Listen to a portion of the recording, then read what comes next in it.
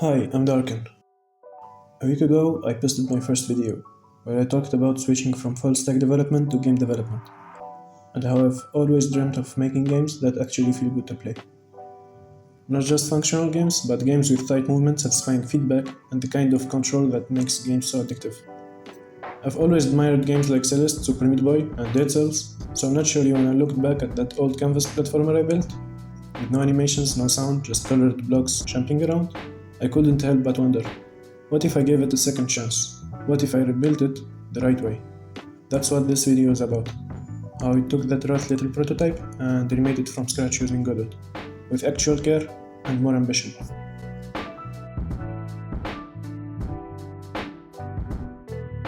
So I started by opening Godot, and honestly I understood nothing. So I spent hours watching tutorials, plenty of them, but instead of blindly following them, I made a choice. Start a blank project and try to build the systems myself, using what I learned along the way. I grabbed a free pixel art pack that I found on itch.io. It had a warrior, a slime, a forest tile map, and some basic animations. But nothing, of course, is ever plug and play. The sword and body were on different layers, so I opened Photoshop, aligned each frame manually, and stitched them together. Then I implemented the basic platformers movement system, and a slime enemy that patrols a certain range. I know this was a small step, but it already felt like I was treating this more seriously than the last time.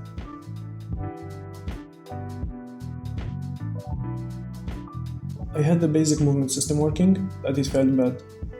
The jump was floaty, clunky, and lifeless. So I studied the games I loved the most. Celeste for ultra responsive jump control, Hollow Knight for that satisfying weight and momentum, and Dead Cells for how tight yet fluid movement feels. Then I tried to implement the systems they used, like Coyote Time, which lets you jump after walking off ledge for a small window of time, of course, jump buffering that registers the jump action for a small period of time, just before landing, variable jump heights, which means that holding jump gives you higher leaps, a squash and stretch animation for life and energy, and it worked. The character started to feel good to control. Next, I tackled the camera. At first, it just looked onto the player. It was a little bit stiff and robotic, so I looked into games like Orient the Blind Forest and Hyperlight Drifters. I noticed how they used features like overhead, which makes the camera shifts into the direction you are moving to show you what's coming, damping for smooth easing instead of snap tracking, and by just adjusting these two features, the whole feel of the game improved. It feels like subtle changes, but they make a big difference in how playable and polished the game feels.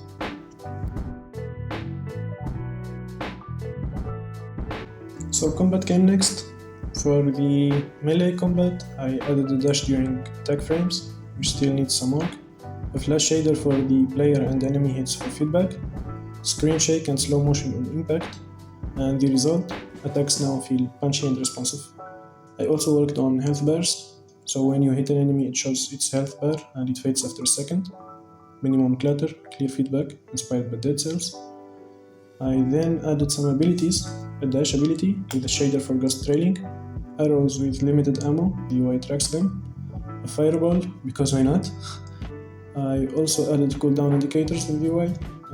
This was inspired by League of Legends, as they grey out and refill from bottom to top. These mechanics layered more depth into the combat system, while still keeping it simple. So to be honest, the shaders I used, I just found them online. I kind of get what they does, but I still need to dig deeper and understand the syntax and logic. Same with the music, I added background tracks, but I feel like they don't match the gameplay vibe at all. Clearly I need to learn a bit of music theory.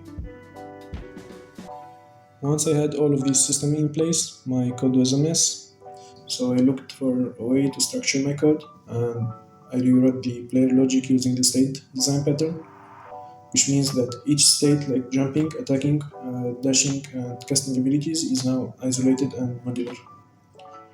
This is much easier to manage and more fun to work on. I also experimented with some basic pixel art in Sprite, just icons and VFX. I know it's pretty rough, but it's okay, because I'm still learning.